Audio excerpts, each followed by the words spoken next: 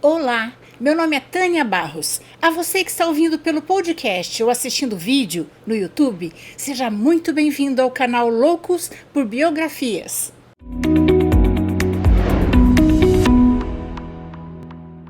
E se você é novo por aqui, convido você a se inscrever no canal. E se gostar desse vídeo, deixe seu like, seu comentário, porque isso ajuda o canal a crescer. Mas antes de começarmos, eu quero agradecer a todos os meus apoiadores pelo Catarse e os membros do canal no YouTube. Muito obrigada pelo apoio, pessoal. Isso faz meu trabalho valer a pena. Agora vamos lá, senta que lá vem história. Hoje o nosso assunto é esportes. De 4 em 4 anos, a ansiedade dos fãs do futebol aumenta. Afinal, é quando ocorre o maior evento futebolístico do planeta, a Copa do Mundo FIFA, e conta com a audiência de bilhões de pessoas. Só não houve Copa do Mundo em 1942 e 46, porque foram canceladas pela FIFA por conta da Segunda Guerra Mundial. O grande responsável por viabilizar a realização da Copa foi o francês Jules Rimet, presidente da FIFA durante mais de 30 anos. A primeira edição da Copa aconteceu em 1930 e foi sediada pelo Uruguai, que foi também o campeão. Desde então, já foram realizadas 21 edições da Copa em todos os continentes, menos na Oceania. A 22ª edição, na que estamos agora, está sendo no Catar. Com o crescimento da competição, hoje é necessário passar por uma etapa classificatória de 2 meses, que conta com aproximadamente 200 seleções, mas só 32 se classificam para disputar o campeonato. A partir da Copa de 2026, serão 48 seleções a disputarem o campeonato e será sediada pelo Canadá, Estados Unidos e México. Esse evento gigantesco mobiliza milhões de pessoas do mundo todo para o país sede e gasta-se muito para sediar uma Copa do Mundo. Por exemplo, para sediar a Copa do Mundo no Brasil em 2014 foram gastos 8 bilhões de reais na reforma dos estádios. Atualmente, 8 países venceram pelo menos uma competição mundial. No topo está o Brasil, pentacampeão, vencedor da Copa em 58, 62, 70, 94 e 2002. O Brasil é também o único país que disputou todas as Copas do Mundial realizado pela FIFA. E o país que fez mais gols em Copa até hoje. São mais de 200 gols. Os 2 brasileiros que fizeram mais gols em uma única edição na Copa do Mundo foram Ronaldo Fenômeno e Ademir Menezes, ambos com 8 gols cada. Ronaldinho na Copa de 2002 e Ademir na Copa de 1950. Além de ser pentacampeã, a seleção brasileira foi vice-campeã 2 vezes. Em 1950, no famoso Maracanaço, quando perdeu a final em casa para o Uruguai, e em 1998 na França, perdendo para os anfitriões. Com 4 títulos cada estão a Alemanha e a Itália. Atualmente não tem ninguém com 3 títulos. Depois, com 2 títulos cada, vem a França, Uruguai e Argentina. E por último, as campeãs Espanha e Inglaterra. Eu acho muito bonito que quando os jogadores de cada país entram em campo, eles levam pelas mãos uma criança, demonstrando o quanto seu exemplo influencia os jovens. Mas você sabe como tudo começou? A FIFA, Federação Internacional do Futebol Associado, foi criada em 1904, com o objetivo de coordenar as diversas associações nacionais e uniformizar as regras do jogo. Os países membros iniciais foram França, Holanda, Bélgica, Dinamarca, Espanha, Suécia, Suíça. A Inglaterra entrou um ano depois para a instituição. O francês Jules Rimet foi eleito pela primeira vez presidente da FIFA em 1919. Inspirado pelo sucesso do torneio olímpico de futebol, Jules já havia tentado elaborar projetos para organizar uma competição envolvendo diversos países praticantes do esporte nos 2 hemisférios do planeta. Mas a Primeira Guerra Mundial bloqueou sua iniciativa. Depois do fim fim do confronto, Rimet tentou utilizar o esporte como meio de diplomacia para tentar aproximar os países que anteriormente estavam em guerra. Os Jogos Olímpicos de 1924 em Paris reforçaram sua defesa do caráter diplomático do esporte e um meio de difusão dos princípios da paz e confraternização. Durante a competição, o futebol apresentado pelo Uruguai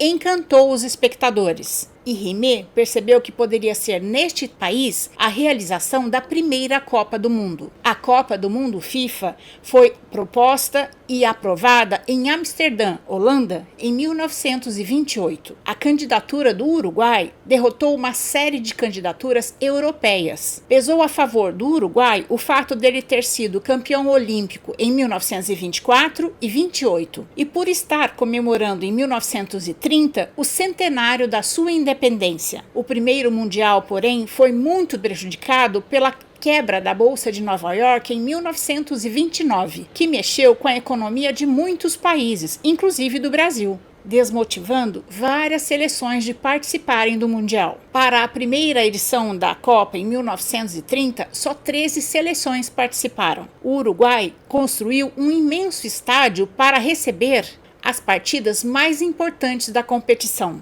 O Estádio Centenário, com 108 mil lugares, foi palco da grande final entre a Argentina e Uruguai, sagrando o Uruguai o primeiro campeão da Copa do Mundo FIFA. O modelo que vigora hoje, com 32 seleções, possui a seguinte organização. As seleções são divididas em 8 grupos, compostos por 4 seleções cada. De cada grupo, classificam-se 2 seleções, o que forma um total de 16 seleções, que disputam, a partir daí, um confronto eliminatório. Os 16 classificados disputam as oitavas de final. Os 8 vencedores desse confronto passam para as quartas de final. As 4 seleções passam para a semifinal. E o vencedor de cada semi-disputa para a final. Os derrotados na semi também disputam o terceiro lugar. Um troféu foi criado em 1928 para ser entregue ao país campeão da Copa do Mundo FIFA. A taça tinha o nome de Vitória.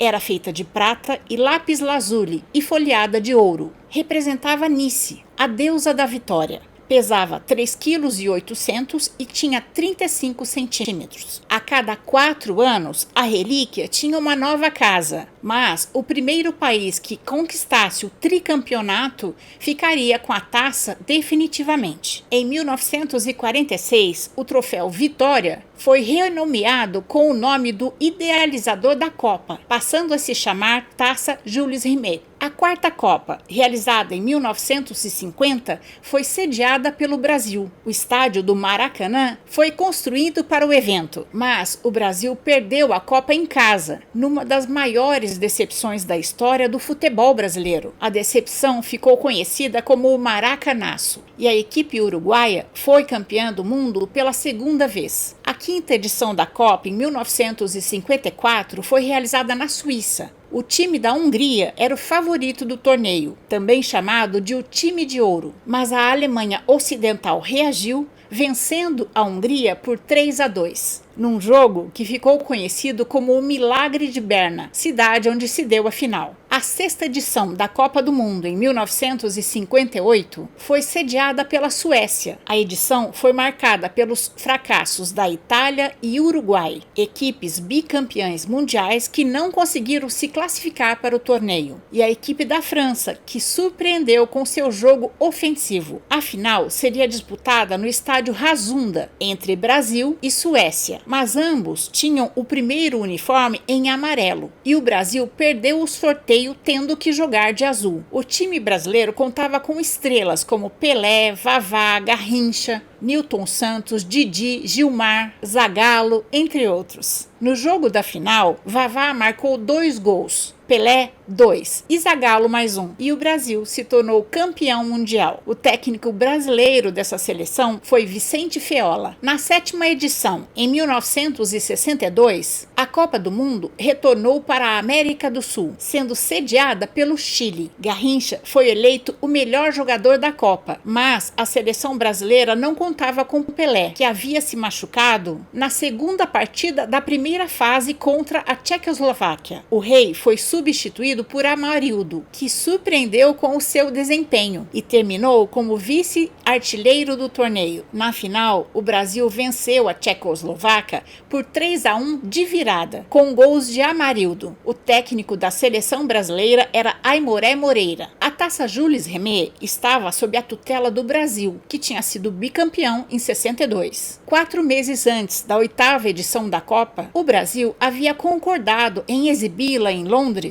numa exposição de selos valiosos. A segurança da exposição era enorme, mas mesmo assim a taça foi roubada no dia 20 de março de 1966. O troféu, avaliado em 30 mil libras, levou a uma caçada na Inglaterra envolvendo até investigadores da Scotland Yard. 7 dias após o roubo, um pedido de resgate chegou a ser enviado por uma pessoa que se identificava como Jackson, que ameaçou derreter a taça se o resgate de 15 mil libras não fossem pagos a ele em notas de 1 e 5 libras. Um policial à paisana foi ao encontro de Jackson com uma maleta recheada de jornais, coberta por uma camada de notas de 5 libras. Ao ser interrogado pela polícia, descobriu-se que Jackson era, na verdade, o ex-soldado Edward Beckley, de 46 anos. Edward ainda estava sendo interrogado pela polícia quando o troféu foi encontrado em uma praça no subúrbio de Londres por um cachorrinho chamado Pickles, que se tornou herói mundial. Pickles apareceu em programas de TV, estrelou um filme, mas acabou morrendo um ano depois. Em 1974, a taça Jules Rimet foi substituída pelo troféu da Copa do Mundo FIFA. A taça foi feita na Itália. Ela é de ouro 18 quilates, tem 36,8 centímetros de altura e pesa 6,1 kg. Mostra 2 figuras humanas segurando o mundo e tem uma base de malaquita. A 9ª edição da Copa, em 1970, foi sediada pelo México. O Brasil montou uma equipe repleta de estrelas, com Pelé, Jairzinho, Tostão, Rivelino, Gerson, Clodoaldo, Piazza e Carlos Alberto Torres. João Saldanha, técnico da seleção brasileira em 1970, foi demitido poucos meses antes de começar a Copa do Mundo, por não aceitar a interferência na escalação da seleção brasileira do general Emílio Garrastazu Médici. Na época, o presidente do Brasil, João Saldanha, foi substituído por Zagallo. Nessa edição, o Brasil venceu todos os jogos das eliminatórias e da Copa e se tornou o primeiro país a ser tricampeão mundial. O capitão Carlos Alberto Torres levantou a taça Jules Rimet para o Brasil em caráter definitivo. Ironicamente, desde então, uma réplica da taça era mantida no cofre, enquanto a original ficava exposta na sala de troféus na sede da CBF no centro do Rio de Janeiro, protegida por uma caixa com vidro à prova de bala. Depois de 13 anos e meio da conquista, os seguranças do prédio foram rendidos e a taça roubada. Os ladrões não conseguiram quebrar o vidro à prova de balas, mas desmontaram a moldura de madeira e levaram a relíquia. O roubo foi planejado por Sérgio Peralta, que tinha grande conhecimento do prédio, e realizado por seus 2 comparsas, Chico Barbudo e Luiz Bigode. Há indícios de que a taça tenha sido derretida por um comerciante de ouro argentino. Por ironia, quando a taça foi roubada pela primeira vez em Londres, um assessor da Confederação Brasileira disse que isso jamais aconteceria no Brasil, onde até mesmo os ladrões eram apaixonados por futebol. Infelizmente, ele estava errado. Atualmente, uma réplica da Jules Rimet, criada após o roubo, é mantida pela CBF no Rio. A as seleções campeãs não ficam mais com a taça. O país vencedor recebe uma réplica idêntica à original, banhada a ouro, enquanto a original fica sob a posse da FIFA. A 13ª edição da Copa aconteceu novamente no México. A competição foi marcada pelo encontro da Argentina com a Inglaterra nas quartas de final, onde o capitão argentino Diego Maradona fez um gol com a mão, mais tarde apelidado de La Mano de Dios. Maradona driblou 6 jogadores ingleses e o goleiro para marcar o antológico gol, que futuramente seria eleito o gol do século. Na final, a Argentina sagrou-se campeã e Maradona foi eleito o craque da competição. A 15ª edição